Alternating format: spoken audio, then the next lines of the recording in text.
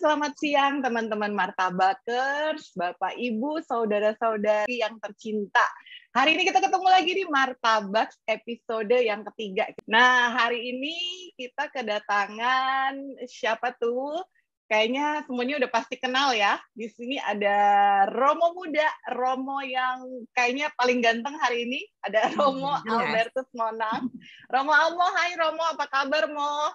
Halo semuanya. Waduh, tangan saya kegedean kayaknya nih. Nah, iya, halo semuanya. Jumpa lagi di Martabaks ya, ini ya. Saya jadi lapar nih, hujan-hujan begini nih. Iya, silakan Enak dimakan banget martabak martabak. telur. Terima kasih ya Romo di tengah-tengah kesibukan menyempatkan diri untuk mampir di warung kita ya Mo ya, warung martabak ini. Nah, hari ini juga pastinya ada Ibu Dokter Stefani. Hari ini pakar-pakar kitab suci ada di sini. Ya, halo semuanya Martabakers. Apa kabar semuanya? Pasti selain lapar tetap semangat juga ya. Jadi hari ini kita akan bahas mengenai 3 fakta menarik mengenai kitab suci. Apa aja itu? Semua orang itu haus akan Allah. Bener nggak? Sebenarnya gitu ya. Nah, semua orang tuh mau mengenal Allah lebih lagi. Tapi yang jadi permasalahannya sekarang ini, semakin banyak kita mencari tahu, semakin kita baca itu Alkitab, banyak sekali pertanyaan yang muncul.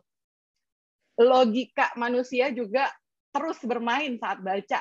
Nah, apalagi sekarang juga bisa riset di Google dan lain-lain. Penting banget nih kita belajar dan cari tahu dari sumber yang tepat. Nah, hari ini kita kemas dalam 3 fakta menarik mengenai kitab suci.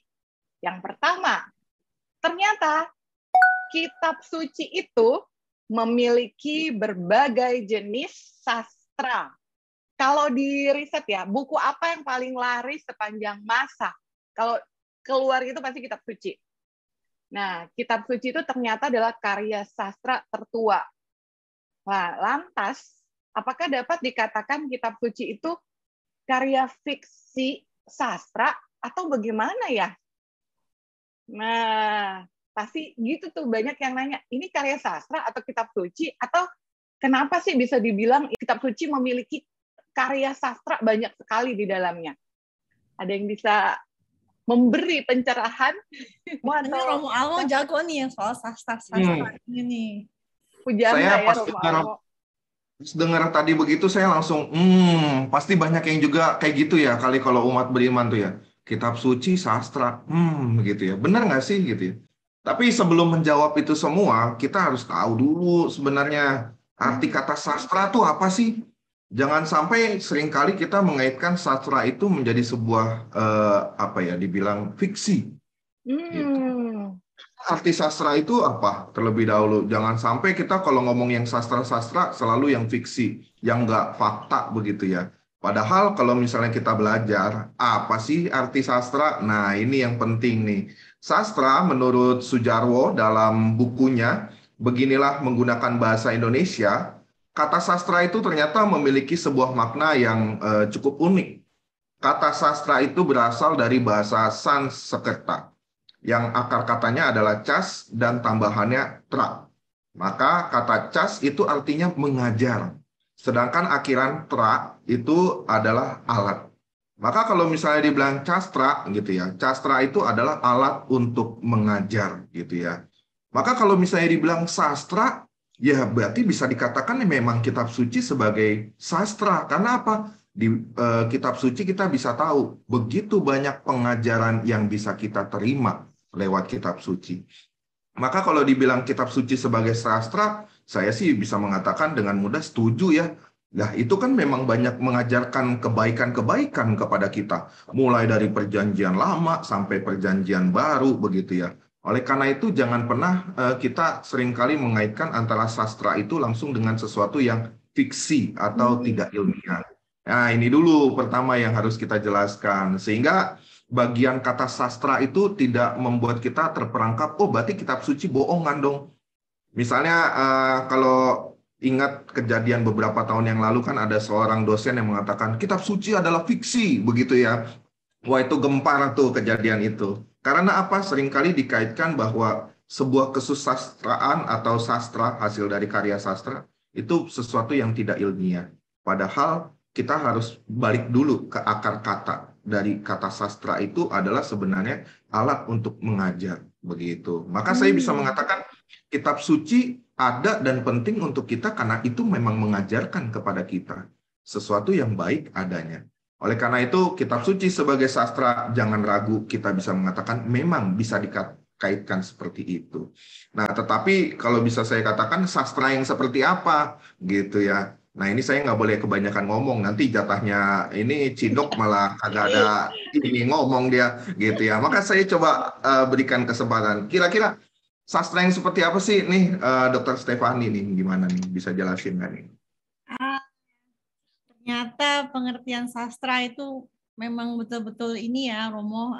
Kadang-kadang orang meninggalkan definisi itu sebelum masuk ke bagian yang berikut. Jadi ujuk-ujuk langsung, itu mah nggak benar, ujuk-ujuk gini. Jadi ternyata kita harus lebih bijak sedikit ketika menggunakan sebuah kata, harus tahu dulu akar katanya supaya tidak salah persepsi. Nah, tadi kalau Romo Almo sudah cerita mengenai pendahuluan ya sastra itu seperti apa, dan loh kok ternyata sastra itu memang ada di dalam kitab suci kita, dan itu sangat tepat adanya. Saya bisa berkata bahwa memang gaya-gaya berbahasanya penulis yang diilhami dari Roh Kudus dalam kitab suci itu memang berbeda-beda, dan itu melahirkan banyak kekhasan sastra-sastra di dalam setiap kitabnya. Misalnya di dalam Perjanjian Lama ya, Romo, mungkin kita juga sering mendengar bahwa Perjanjian Lama itu banyak sekali menggunakan cerita-cerita yang konon diturunkan dari Allah sendiri. Tapi kita bisa lihat juga misalnya ada simbol-simbol atau figuratif seperti yang kita bisa temukan di kitab Kejadian ketika Allah menciptakan segala sesuatunya. Jadi ada benda-benda yang disebutkan.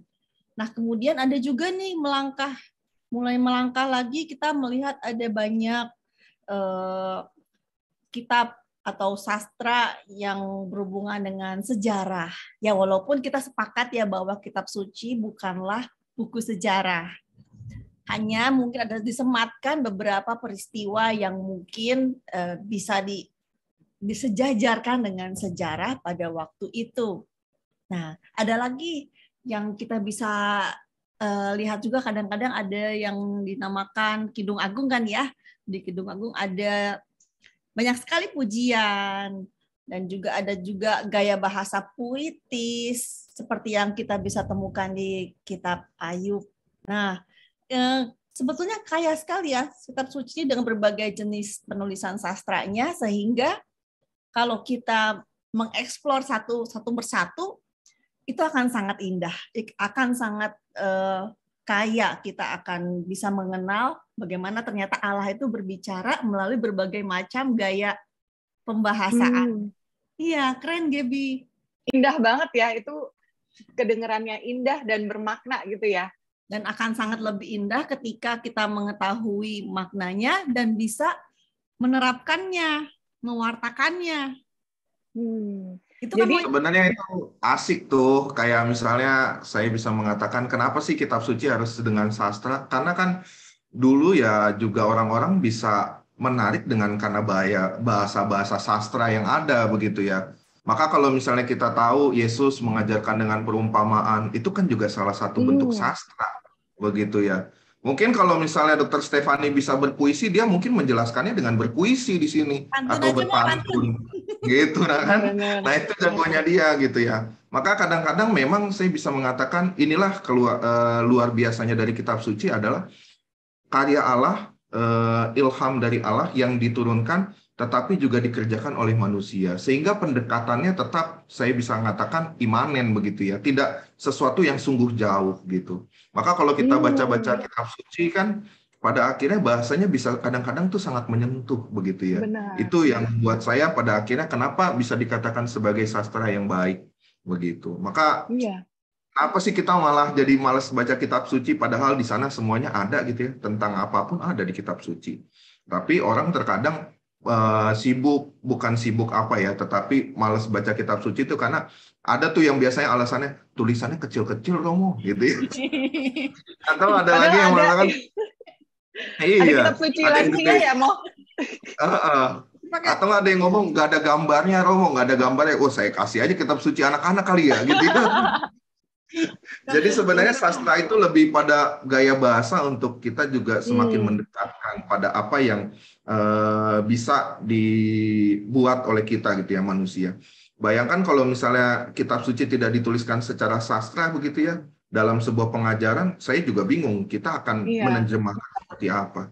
Coba kitab benar. suci pakai hitungan bilangan angka 1+2, 1+3, kita juga udah aljabar begitu ya. Apalagi begitu, yang sastra aja kita nggak baca, apalagi yang berbentuk rumit begitu. Kayaknya begitu Benar. sih ya. Tapi Romo, Karena kadang-kadang kan orang itu begitu mungkin begitu kita mencoba membaca dengan gaya bahasa yang tanda kutip lain dari biasa ya Mo. Kadang-kadang ada kecenderungan orang itu either jadi males atau mungkin salah persepsi atau mungkin mencomot beberapa perikop untuk konteks yang kurang tepat. Nah, kadang-kadang kita kan sering mendengar juga, ini kalau baca kitab Wahyu kok kayaknya susah ya, Mo. Kayak gitu. Karena mungkin apa sastranya berbeda dari yang lain. Nah, maka kalau saya bilang tadi, sastra itu kan begitu banyak kekayaannya. Kita tidak bisa memberi satu-satu, oh ini sastra ini harus selalu seperti ini. Saya pernah mendengar gitu ya, istilah dari dosen saya.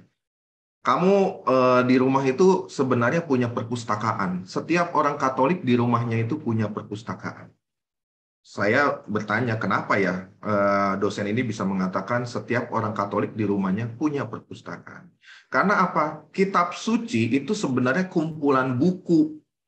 Jadi kalau misalnya dikaitkan dengan kamu punya satu kitab suci, berarti kamu punya sekitar 72 buku begitu ya.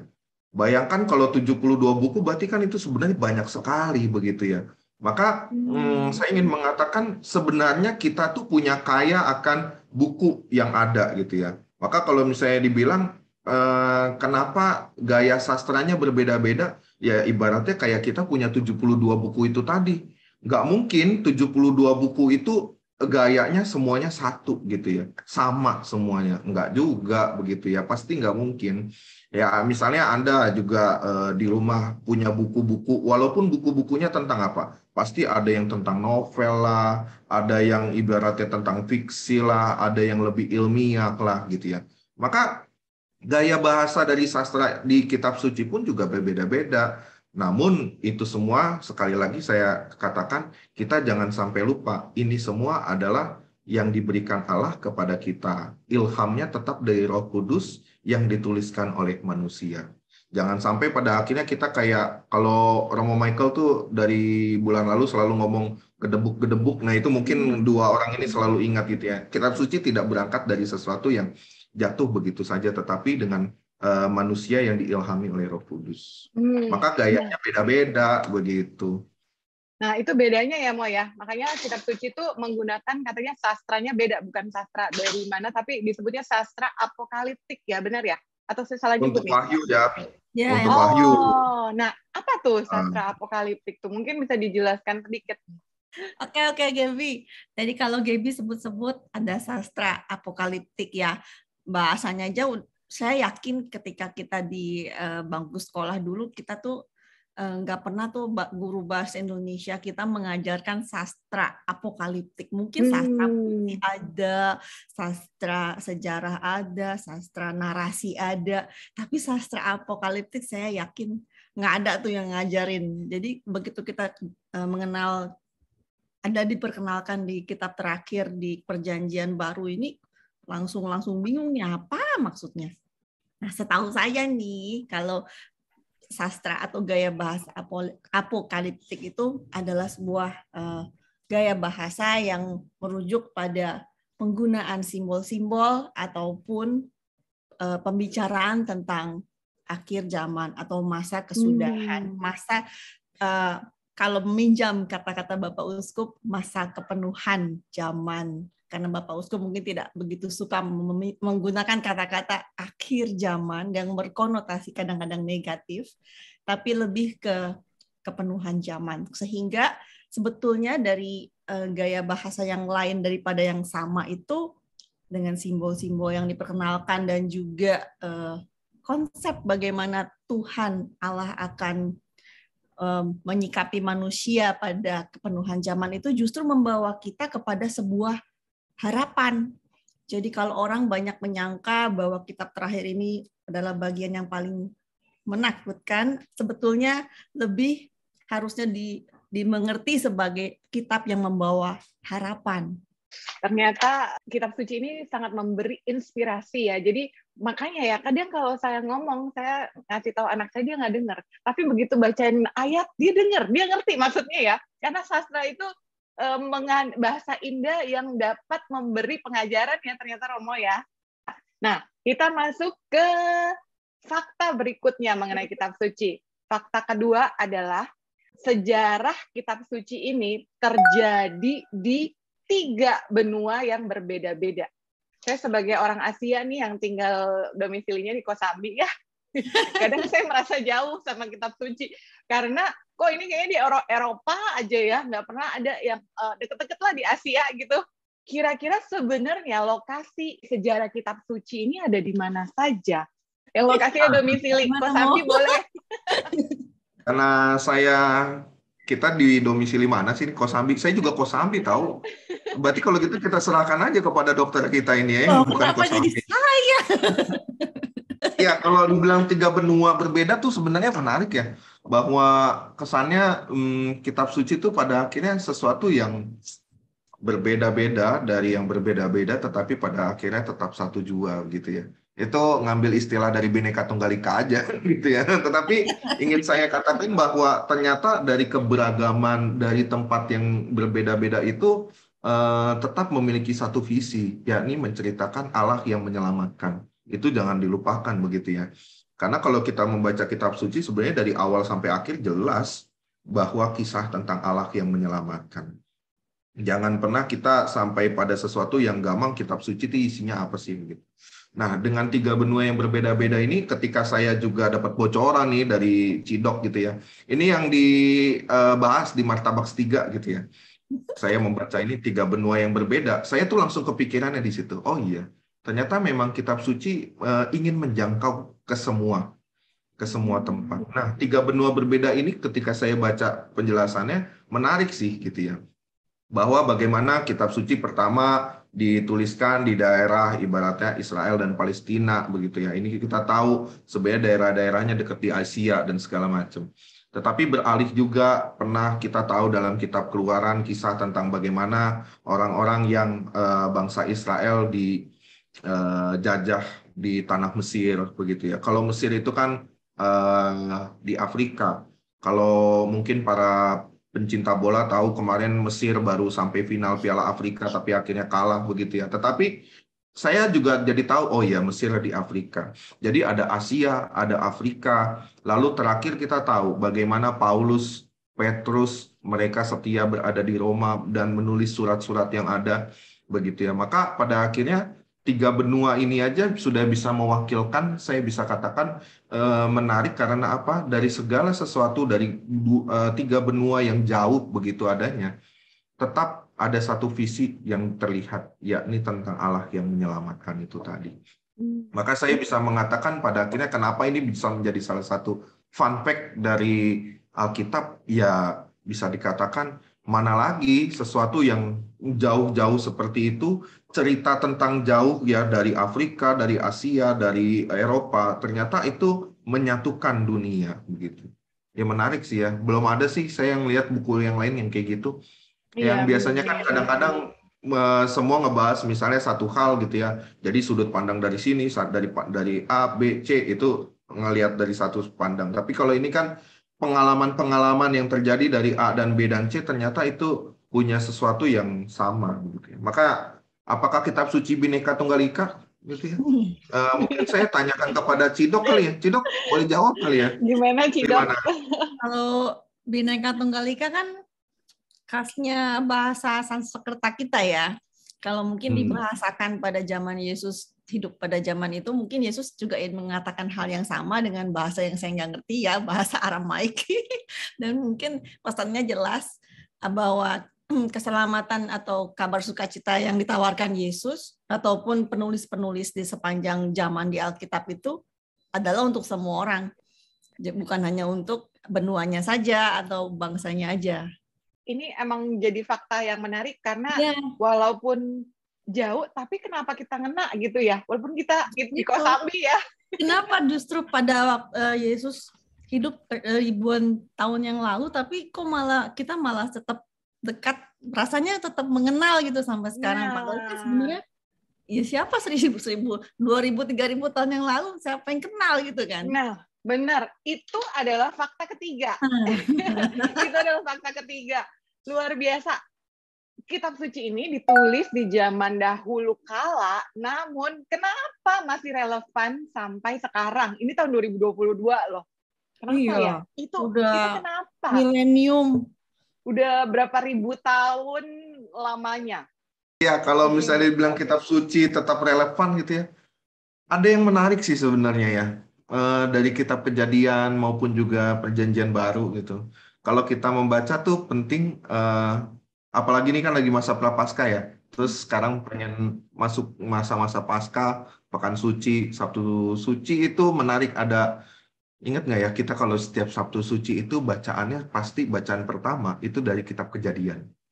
Kitab Kejadian. Lalu biasanya kan dibilang, maka jadilah petang dan pagi hari pertama. Itu kan ada tuh, kalau masih ingat, karena masa-masa pandemi ini 2 tahun kita udah nggak pernah dengar lagu-lagu kayak gitu ya. Tetapi biasanya tuh ada begitu ya. Lalu saya waktu itu pada saat pernah menjadi frater, tugas di gereja gitu, yang saya nantikan apa? Wah ini, maka jadilah petang dan pagi hari kedua. Nah itu saya menantikan kira-kira akan selesai di hari keberapa gitu ya. Jangan sampai maka jadilah petang dan pagi hari ke-2000 gitu kan nggak mungkin begitu ya. Ternyata dipotong dengan akhirnya adalah maka jadilah petang dan pagi hari ini. Nah, itu sebenarnya pesan yang menarik buat saya, bahwa memang kitab suci itu terjadi senantiasa hari ini. Begitu ya. Hari ini bukan sesuatu yang pada akhirnya itu mengambil sesuatu yang masa lampau, tidak. Hari ini. Atau juga menarik, misalnya pada saat kisah Yesus yang lahir, bahwa dikatakan oleh malaikat apa? Hari ini telah lahir juru selamat bagimu.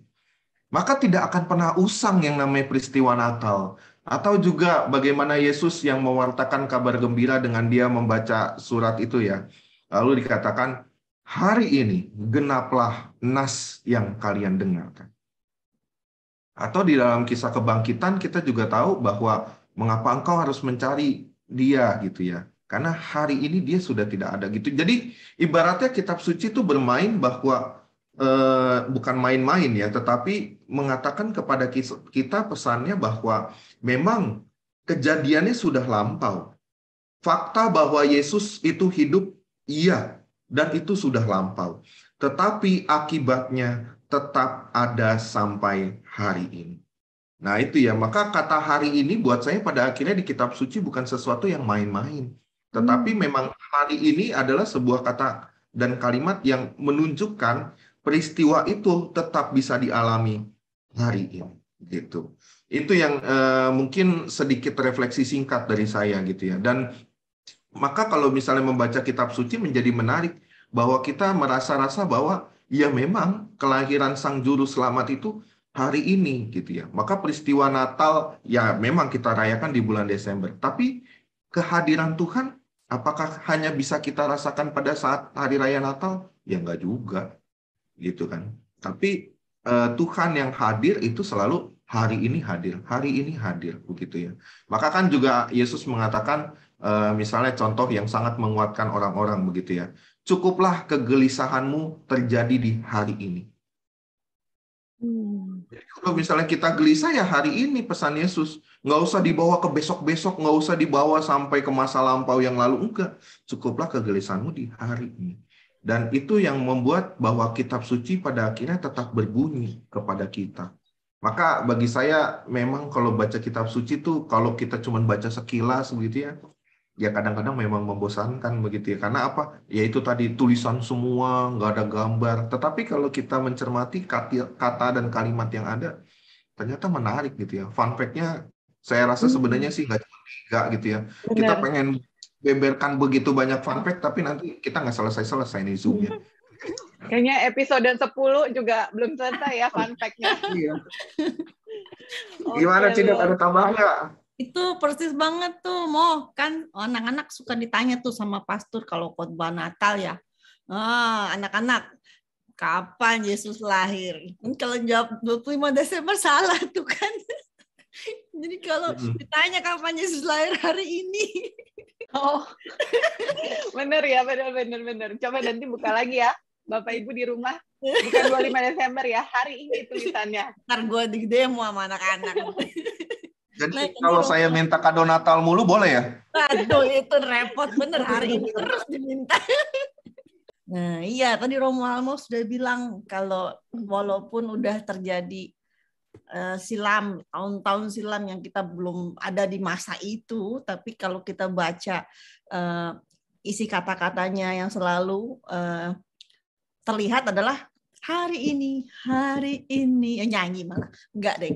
Jadi gini, maksudnya Tuhan memang berarti setiap kita membuka kitab suci dan membaca apa yang Tuhan sabdakan itu sebetulnya pasti ada sebuah pesan baru yang Tuhan mau sampaikan untuk hidup kita. Mungkin hari ininya kita baca perikop yang sama, dengan besok kita baca hari ininya perikop yang sama, ya mungkin situasi kita atau inspirasinya nambah lagi. Jadi mungkin saya kurang sependapat kalau ada orang suka bilang, oh saya udah tahu nih perikop ini, udah sering dengar. Jangan begitu, teman-teman Martabakers, karena setiap kali kita membaca perikop yang sama, mungkin ini hari Rabu ya, besok ada hari Sabtu ada pembacaan perikop yang sama, jangan ya udah ini mau dibaca, jangan dulu, tunggu dulu, kita akan melihat sebuah pesan baru yang mau Tuhan sampaikan, mungkin yang berbeda dengan hari sebelumnya. Gitu, Gaby. Wah, luar biasa ya. Jadi apa yang Tuhan mau kasih tahu ke kita, apa yang Tuhan mau sampaikan ke kita hari ini ya.